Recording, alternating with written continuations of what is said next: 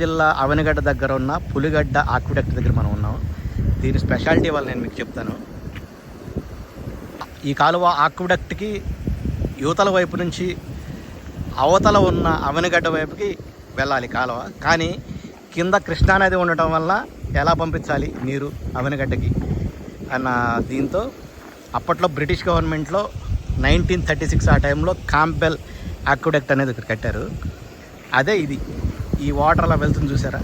ఆ వాటరు యాక్చువల్గా వంతెన పైనుంచి వెళ్తూ ఉంటాయి. కింద ఏమో కృష్ణానది ప్రవహిస్తూ ఉంటుంది. దూరంగా మీరు చూడండి, కింద ఈ వంతెన కింద నుంచినేమో కృష్ణానది ప్రవహిస్తూ ఉంటుంది, పైనుంచినేమో కాలువ వెళ్తూ ఉంటుంది. అదే ఇక్కడ ఉన్న స్పెషాలిటీ. దాన్ని ఆక్విడక్ట్ టెక్నాలజీ అంటారు. ఆ రోజుల్లో 1936 ఆ టైంలో కట్టారు ఈ వంతెన్ని. దీని మీద వాహనాలు యథావిధిగా వెళ్తూనే ఉంటాయి. ఆ తర్వాత ఈ మధ్య కాలంలో అటు పక్కన ఉన్న పెద్ద వంతెన నిర్మించారు. ఫౌండేషన్ స్టోన్స్ కూడా మీరు ఇక్కడ చూడొచ్చు. 1936, 1934 ఆ టైంలో గవర్నర్ ఆఫ్ మెడ్రాస్ వాళ్ళు వచ్చి ఇక్కడ దగ్గరుండి నిర్మించిన కట్టడం ఇది. కెనాన్ డంకర్లీ అండ్ కో బ్రిటిష్ వాళ్ళు ఇది కట్టారు. బ్రిటిష్ కంపెనీ అది. వాళ్ళు కట్టారు ఈ కంపెనీని.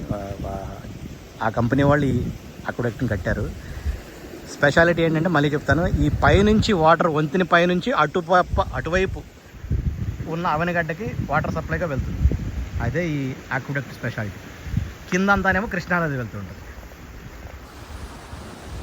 ఈ ఏరియా చక్కగా ఉంటుంది. ఇక్కడ చుట్టుపక్కల అన్ని పొలాలు అన్నీ కూడా సస్యశ్యామలంగా ఉంటాయి కృష్ణానది జలాలతో. అవనిగడ్డ దివిసీమ ముఖద్వారం అన్నమాట ఈ ఆక్విడక్ట్. పులిగడ్డ ఆక్విడక్ట్ అంటారు దీన్ని. ఇది చాలా స్పెషల్ కట్టడం. కృష్ణా జిల్లా వచ్చిన వారు ఎవరైనా ఈ ప్లేస్ని చక్కగా వీక్షించవచ్చు. 1934లో సర్ ఏవైజీ క్యాంబెల్ అని ఆయన దీని ఫౌండేషన్ స్టోన్ వేస్తే 36లో 2 సంవత్సరాల తర్వాత రాయ్ బహదూర్ శ్రీ కూర్మ వెంకటరెడ్డి నాయుడు అని ఆయన యాక్టింగ్ గవర్నర్ ఆఫ్ మెడ్రాస్ దీన్ని ప్రారంభించారు. ఈ ఆక్విడక్ట్ని కింద కృష్ణానది చూడండి, ఇది ఆక్విడక్ట్. ఈ నీరు వంతెన పైనుంచి అలా వెళ్తుంది, కింద నది ప్రవహిస్తూ ఉంటుంది.